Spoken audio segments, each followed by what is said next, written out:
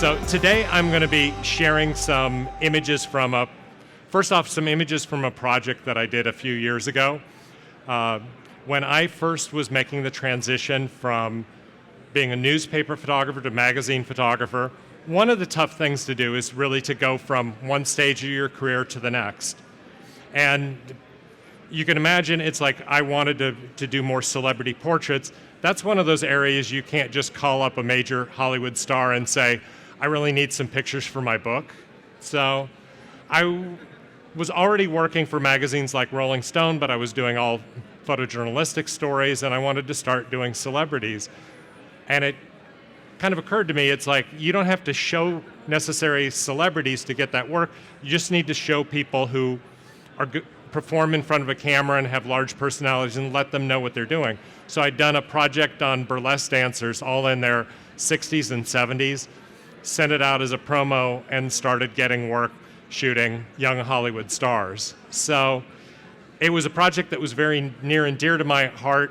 About 5 or 6 years ago, we were looking in the reunions we used to shoot off in the middle of the desert near Las Vegas were still happening, except now they had moved them to Las Vegas. So my wife and I headed out for one of the reunions. We knew all the people who ran it because I'd photographed them back in the day. They agreed to let us set up backstage. So we would set up backstage in a corridor that was about 5 foot wide. It was basically the emergency exit onto the stage. So very small area, but I was able to photograph the performers either right before they went on stage or as soon as they came off. And because I was in such a small space, I only had room for like one lighting setup. It was a big 6-foot octabank pushed off to one side so they could walk past me on the other. And we wanted to keep a consistent background throughout. I didn't want to, we as photographers, we've got 100 different things that you can do. You can show off all your technique, or you can let your technique kind of fall to the background and put the emphasis on the person in front of your lens. And I think that's a lot of times that's the better approach, is just really, keep a consistent look throughout. And it really was in the 3 to 5 minutes I had with each performer, it was about bringing out their personality. So the lovely lady on the left there is Amber Ray. She's going to be out here joining us in a few minutes. And it was really like, I discovered like everyone kind of has a different look or feel. And so I'm just trying to capture their personality. And this actually made it much easier for me for my celebrity portraits, because about a year later, I did a celebrity portrait book where I was shooting all these Hollywood stars, and I had 5 to 15 minutes at the most with them. 2 years ago, before that, I would have panicked, but I was like, hey, if I can do this with burlesque dancers in 3 minutes, I can do this with a Hollywood star. And it really made it that much easier for me that I didn't have to worry about like, oh, what am I going to do for a concept? What am I going to do? It's like, just make it all about them and let their personality come through.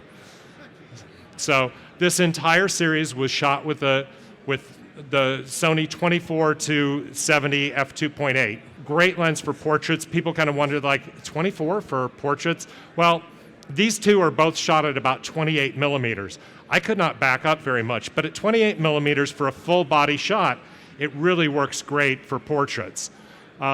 Here's an example to get the three girls together. I was at 24 millimeters, as near as I had to be to keep my lights out of the shot. And then the shot on the left is a 70 millimeter portrait.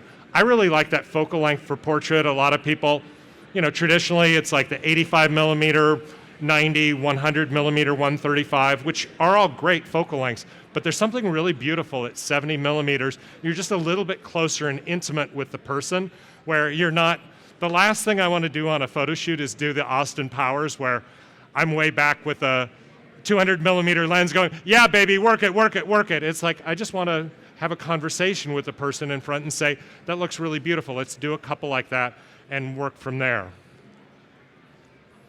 So this was actually a lot of fun. The first time we had done this, I really focused only on the dancers in the 60s and 70s, which was kind of odd with some of the young girls when they came up and said, I'm ready for my photograph. And I'm like, could you come back in 40 years? But this time through, we photographed both the young gals and the veterans, which was a lot of fun. And I would highly encourage that. It's like, if you want to get more comfortable doing portrait photography, get a lot of people in front of your lens, particularly photograph a lot of strangers. It's great to photograph your friends. I'm very proud that I'm officially my wife's Facebook photographer. But in addition to that, getting out and photographing people who you don't know and just finding out the way to relax people very, very quickly, it just makes it that much easier when you're shooting like a major star. It's kind of the same thing. I always tell people when I'm photographing celebrities, I treat them like regular people. And if I'm photographing somebody who's never been in a magazine before, I figured that's my opportunity to treat them like a star. So with that said, let's go ahead and start shooting. So I'm going to bring out the incomparable Amber Ray, straight right out here. Amber, come out and see the folks. Here we go. Let's hear a big round of applause for lovely Amber. Thank you. Set that down. All right, so Amber, we're going to start off with basically some stills like we've always done before. I'm going to have you step back toward the backdrop just a little bit more right there, and we're going to bring the soft light right around about to the front of the stage, right in here, and let's just check it. I want to get maybe about F8 out of that. See where we are. Do you need?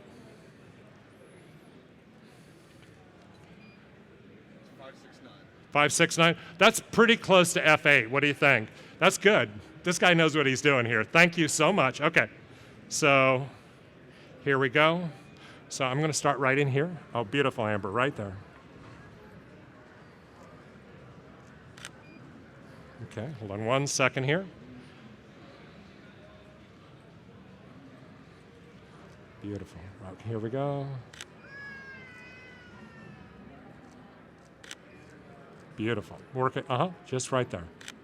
Nice, Amber. Okay, just like that, but slide over here just a little. Perfect. Right there. Okay. Good. That's nice. Here we go. Okay. So there's two new focus features on this camera. For the first time in the A7 series, a joystick has been added to it right here. A lot of people have asked for that. That first debuted with the A9. There's now a joystick, so if you're one of those people who likes to move flexible spot all over the frame really quickly, there you go. Just press on this in whichever direction you want, and you're good to go. There's also touch focus for the first time. Probably not something that I will use. You can't really use it with the camera up to your eye, but if you're shooting landscapes or architecture, a lot of people wanted to be able to just touch the spot on the screen where you want the focus to go. Also was in the A9. It's been refined a little bit more for this camera, but it's a really great way, like if you're doing video and just want to focus, you're doing a two-shot headshot and just want to lightly tap from one person to the other, it's there as well. But I personally like to use, in a situation like this, it's actually perfect for using face detection or eye autofocus, because there's one subject in the frame, really clean background. I've got the camera set for wide AF, so basically anywhere in the frame it's going to focus for me. I've got face detection turned on, so it's zooming right in on Amber's face. If I want to refine it any more, all the Sony, or almost all the Sony FE lenses have a focus hold button like this right here. The cool thing about it is you can use it to lock focus, but you can also reassign it for another function. So I reassign that to IAF. IAF has been enhanced and works really fast. So right now I'm going to switch this over from face detection to I'm just going to press right here as I photograph Amber, and we're going to focus on her eyes. So right in here. Okay, beautiful. Right there. That's it.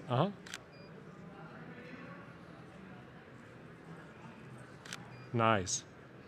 1 second. Okay. Beautiful, Amber, right there.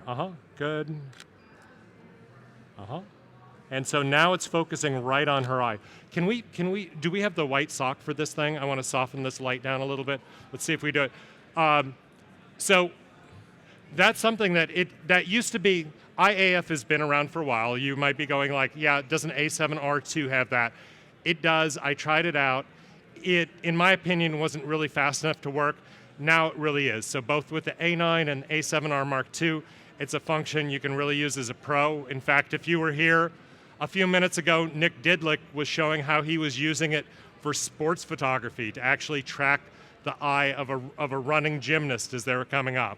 So this is no challenge at all right here. Hold on one sec, I'm gonna drop this down to make it just a little bit easier. See right in here? Yeah. Here we go. We're just gonna soften the beauty dish down just a touch right there.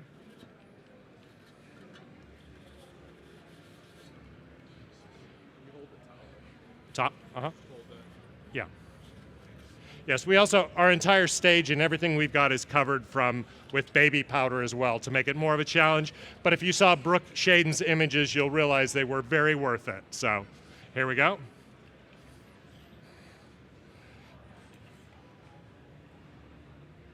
Great, okay. Excellent. And let's check light right one more time. We're probably down about a half stop, I'm guessing.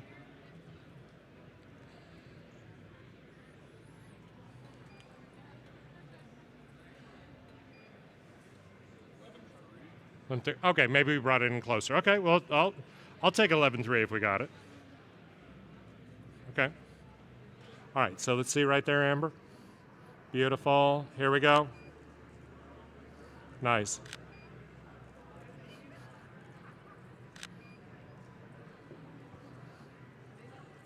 Beautiful, right there. Okay, and now switching from face detection to IAF, I just press right here. Nice. Beautiful. Here we go. Okay. Now, one of the other new features on the camera that's kind of cool, it's like I'll be honest, as a portrait photographer, that's the way that I have shot for years, is basically one image is time redirect. But one of the nice things about this that's actually a first-time full-frame E-mount feature is this camera now is souped up to shoot 10 frames per second with a mechanical shutter. The A9 will go up to 20 frames a second, but anything above 5 frames per second is using the electronic shutter similar to the silent shooting mode right here, which is not compatible with flash. This I can actually shoot 10 frames a second with flash. So we're shooting, I'm going to switch right here to continuous, high speed. So the camera's set for 10 frames a second with mechanical shutter.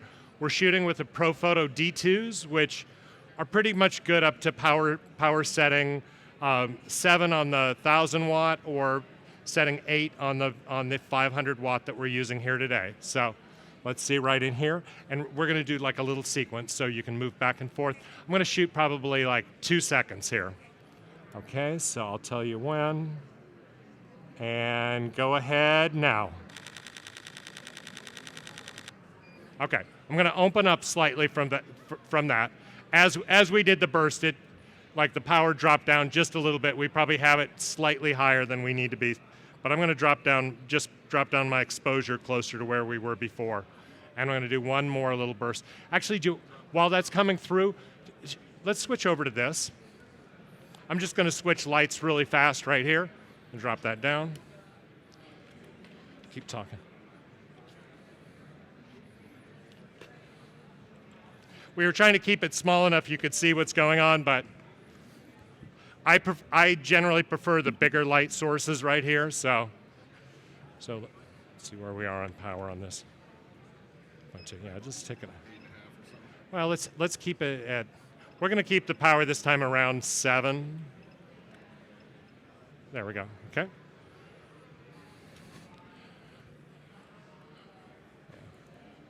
I'm just going to do one. I'm going to do a couple. Go back to doing a couple frames individually first. That sequence looked perfect, though, dear. We're going to do something like that again. Okay.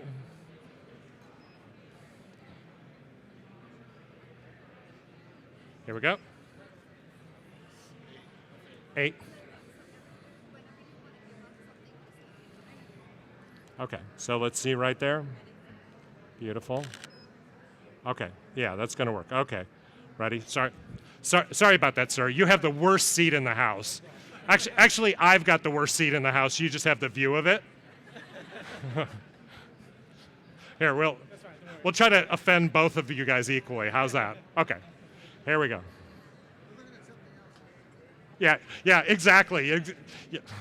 He's the only one unfortunate to be looking at that. I know the rest of you have a better view. Here we go. All right. And we'll go ahead and do a sequence now. Ready, Amber? 1, 2, 3, go.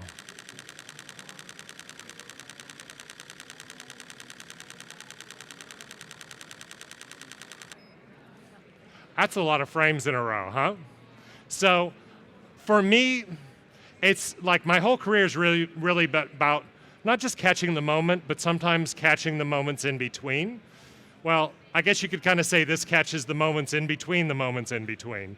So it's a great sort of thing. You know, a lot of times if I'm sent out to do a portrait of an athlete, I'm really there as a portrait photographer, and then at the last minute, the photo editor goes, but you can shoot some action for us too, right? It's like, yeah, absolutely. Whatever you need these days to get the job done. So what's great about this now is I don't have to carry my A7R2 for the portrait and my A9 for the action. At 10 frames a second, you saw that we were blasting through that stuff really, really fast and capturing all these moments. So I'm testing them back there. We're shooting raw, so you're seeing it's actually waiting to build these previews. I probably should have given a bit more time, but that fast, it's moving back. And one of the reasons the pipeline is quicker here, I think I probably did about 87 frames, because that's about how many you can hit before you hit the buffer. So all that stuff's going back. It's going back a lot more quickly, because for the very first time in any Sony camera, we now have a USB 3.1 Type-C connection. Yeah, I know, we were in the dark age forever with USB 2, but what I will say, like from the very start, since I've been working with Sony since 2009, one of the things I love is they listen to your feedback. And I had been asking for 3.1 for a long time, but sometimes it's like when you sit down face to face and really explain why you need it. We had a Sony Summit this year, Condo 1.0 in Santa Barbara, and actually a lot of the artisans, a lot of the Sony Alpha Collective were able to sit down, I'd say one-on-one, except it was more like one of us with sometimes 8 or 10 engineers who wanted our product feedback.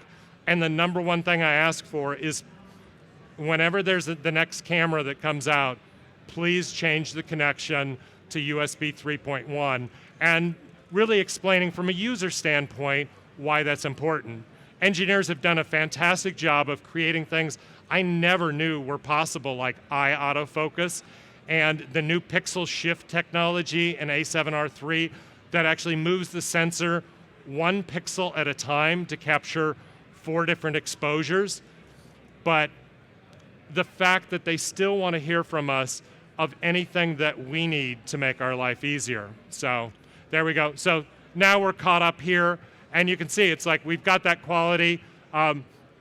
Actually, the really interesting thing, this should not be working, what we're doing right here. We're using Capture One, which is not yet updated for this camera. So we're not sure why it's working, but we're going to be really quiet about it because it's still working. So you can set the camera to do RAW plus JPEG and save one to the card and send the other through. I'm saving RAW and JPEG to the card, and I'm sending them back as well.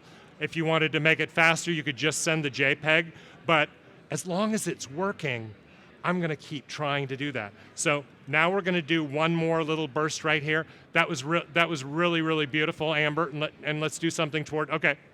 So here we go. Very nice, okay. And I'm going to have you step just a touch. No, I'm sorry. So back to the back where you were, and just a touch this way. Perfect. Right there. Okay. And I'm going to step in just a little closer now. Here we go. Good. And ready. And 1, 2, 3.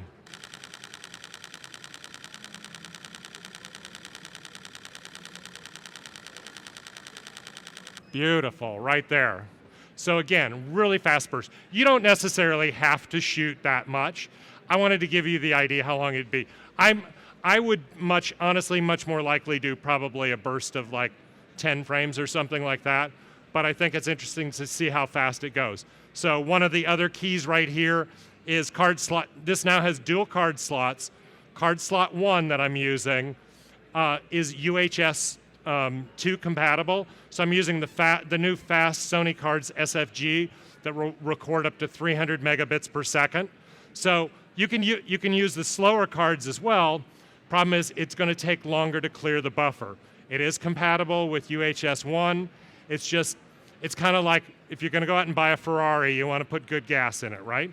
Same sort of thing here. It just clears the buffer more quickly, and they're really solid and robust as well. So as that's catching up right there, Amber, like how long have we worked together now? It's probably like 6 years or something like that.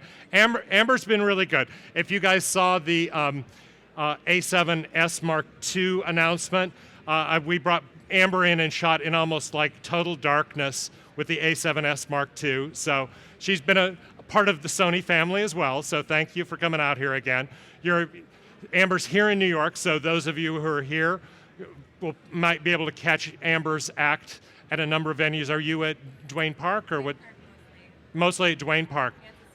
Yes, yes. Which I have not been to, but my wife speaks very highly of. So all good reviews here, right here. I'm going to take it off of high speed right now and just go to single frame at a time. And I just want to give you, when I was talking earlier of the portrait focal length, to kind of give you an idea side by side. So I'm shooting with the 24 to 105 FE lens, the one that was just announced. So the nice thing, this one does go to 105 millimeters, but I just want to show you, because it will do it, a difference between a portrait at a 105 versus at 70 millimeters where we are. So I'm going to kind of frame the same headshot so you see. So I'm going to step up right here on stage with Amber, right there, and we'll go out to 105 millimeter. Here we go. Good. I'm pressing focus hold, so I'm right on Amber's eye, coming in right there. Okay.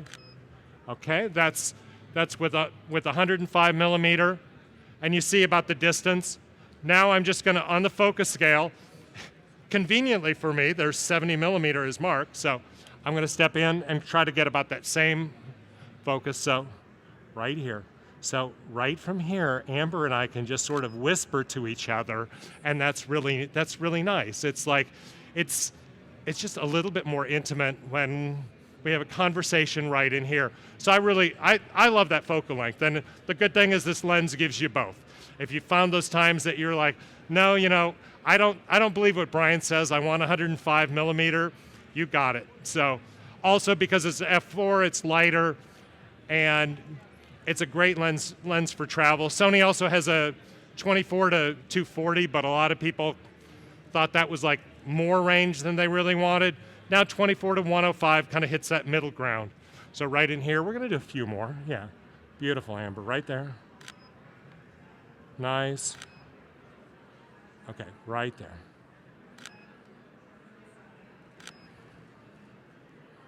Beautiful. I love that. Right there. Right there. Uh-huh. Uh-huh. Good. And in addition, even though the lens zooms, you notice I'm coming in and out. So don't forget that in terms of like also your positioning. I really don't use the zoom so much for cropping where I stand in one spot and zoom in full length to tight. It's just more for like the feeling, the focal length.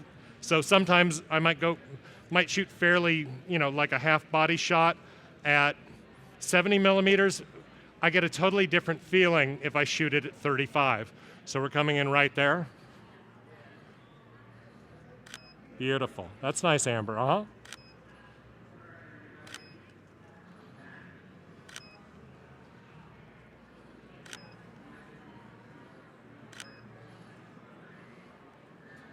Good. That's lovely.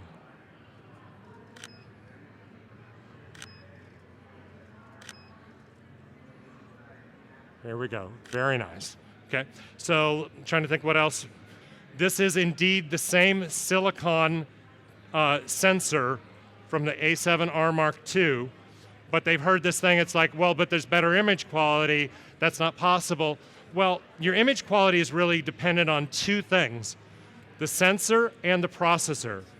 So though the sensors has been carried over from the A7R Mark II, you've kind of thrown a new engine in the car. So just like taking a street car and putting a big engine in it, and suddenly it's a 200 mile an hour stock car, it's that same thing. We've taken Sony's used the same silicon. They've actually rewired the sensor, so that's modified as well. But because there's now an improved image processor and front-end LSI, it allows us this really great buffer and better image quality. It's not just when you set up pixel shift, but also just shooting straight away like this. The way pixel shift works is you're shooting 4 separate frames and then importing that into software that combines those into one. But just shooting away like I'm here, pixel shift makes much more sense for a static subject like architecture, landscapes, product photography. For portraits, without using pixel shift, I still get an extra stop of dynamic range, and I get better color rendition because essentially you put a better engine in the car. So right in here, Amber, I love that. Actually, see this last frame that we did? Yeah. That's really sweet. Let's do a couple like that. So, beautiful. Here we go. That's it. Nice. I'm going to shift just a little bit. I'm going to bring this right behind me for a couple, right here. Okay, so same thing. Good. Beautiful. Uh-huh.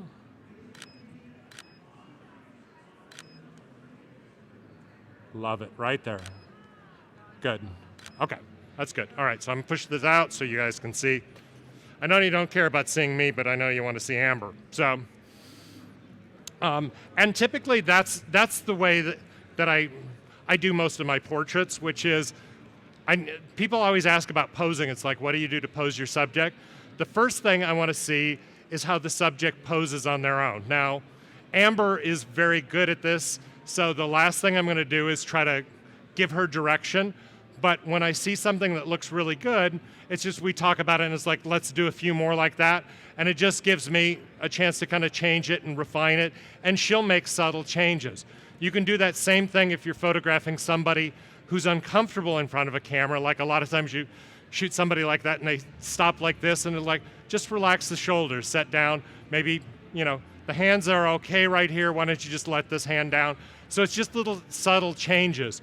But rather than like giving somebody like a pattern, like pose right like this, a lot of times I'll just say, if you could step over here and lean against this wall or sit down here, I want to see what happens to them, and then just make subtle refinements of it. Okay, so here we go. Let's do a burst again. I'm going to change it. I'm going to change it right back here to high speed. And maybe we'll shoot a little bit shorter this time, but I love the look. Let's go ahead and bring this thing right where we had it one more time. Okay, right there, and then tilt it toward. Okay, so here we go. Still have that set right. Beautiful. And whenever you're ready, my dear, go ahead. Lovely. Beautiful. Yeah, I lied. We shot the whole burst there. One other thing I should say in terms of these as well, just so you guys know it, SD cards work just like hard drives on your computer. I don't know if anyone else there is like me, who's always at like 99% full on their computer. Yeah, you're nodding, going, yeah, okay, you and me both. Yeah, where you get that little thing with like, 3 kilobytes of space left, please delete something, and the computer really slows down at that point, right? Same thing with an SD card. When you're almost like full capacity at it, it's not going to write as quickly like those last 60 frames as it will write the first 60. So if you are trying to do bursts like that and capture as many images as you can, what I would suggest is shooting a few bursts, downloading the card, making sure that you're backed up. So, download the card to your hard drive, duplicate it to an external, and then clear off the card and start with a clear card again. And it's so much faster. Like when you get to the very end, I was doing 80 frame bursts here at the start. If I get to almost the end, I might have 80 frames left, and it probably would give me about a 40 frame burst just because it's like trying to find where to place that data. So just keeping it small. It's also one of the reasons it makes sense is get the bigger cards and don't fill them up all the way. Sometimes people say, I don't want that many images on a card. Well, having a lot of capacity is not bad because you don't have to fill them till you're in the very last frame. So a lot of times I will do that is I'll take the 128 gig and shoot till they're about half capacity, switch over to another. I mean, because this has dual card slots, you can write redundantly. I just switch over from one to the other.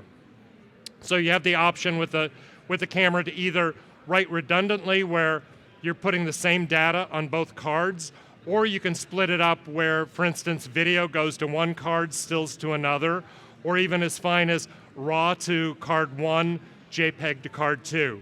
And if you're doing that RAW and JPEG, you always want to put the RAWs on card 1, that's the UHS 2, and JPEGs don't take up as much space, so put that as card slot number 2. So here we go. I'm going to turn it off a burst, and we're just going to do a few more images right here. Let's see, right there, from high. See, okay, just like before. Okay, that's beautiful. Right here, setting for IAF again. Good. Nice. Good, right there. Beautiful. Right there. Let's do a few, I'm going to do a few full right there, beautiful. So even on a full-length shot right here, I'm able to zoom in right, focus right on Amber's eye. And there, beautiful, love it.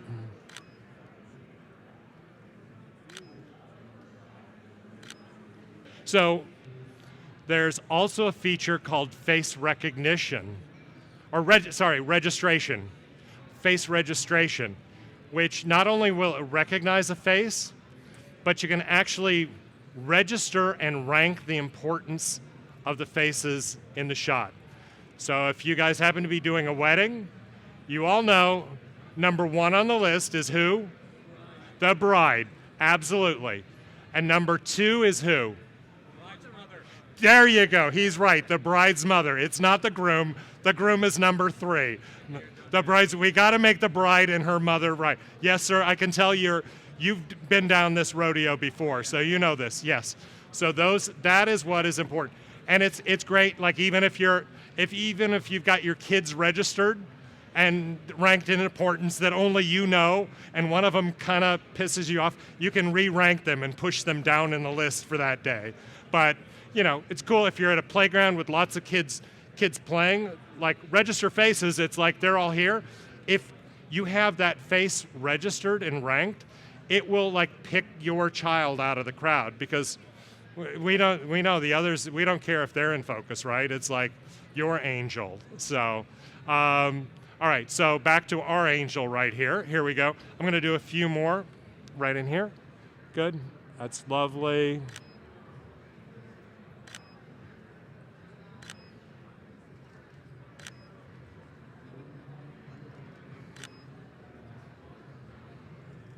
Beautiful. Right. Actually, let's do that again. But I want you to shift this way. Just right there. Perfect. Right there. Okay. Here we go. Love it. Love it.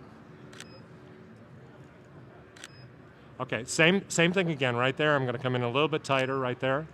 All right. Here we go. Beautiful. Okay. Let me set up for one more burst. You said you wanted to do a wardrobe change first. Yeah. Yeah. Just one sec. All right, so let me just switch right here. Here, back from single frame to high.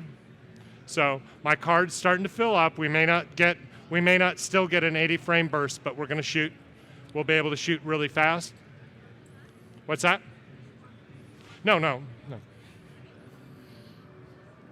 Okay, and ready, and action.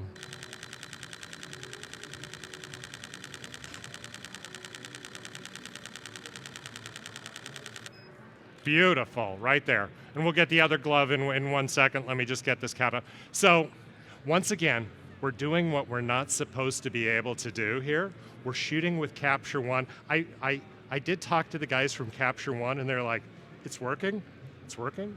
But I'm certain before the camera's released on November 30th, they'll have like a fully optimized version of this. So that's a great thing. Sony's partnered up with a lot of players in the industry, Capture One, ProPhoto.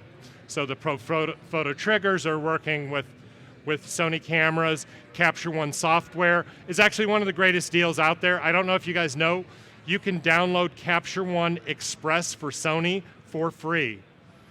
It works with pretty much any Sony camera, but the much better version of it is to pony up $50 and get Capture One Pro for Sony.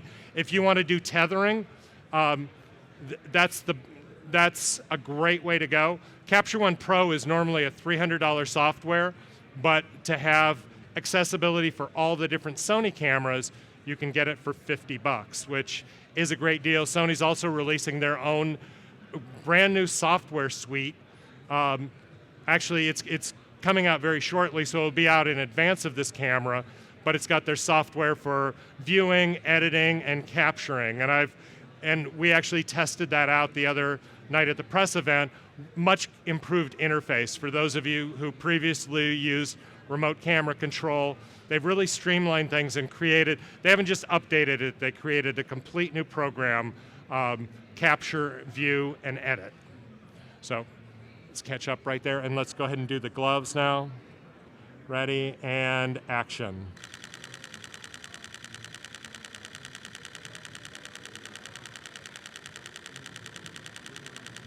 Beautiful, perfect.